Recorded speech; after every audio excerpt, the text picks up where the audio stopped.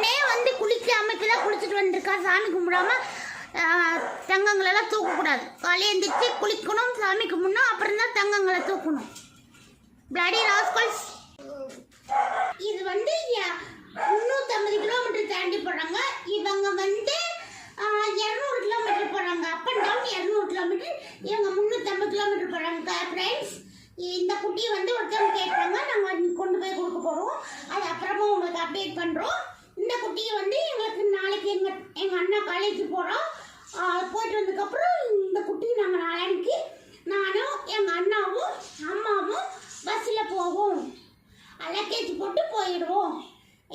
இவங்க வந்து இன்னைக்கு வந்து ஒரு ஊருக்கு போகிறாங்க. இவங்க வந்து 2 நாள் கழிச்சு ஒரு ஊருக்கு போகிறாங்க. ஃப்ரெண்ட்ஸ், உங்களுக்கெல்லாம் நன்றி.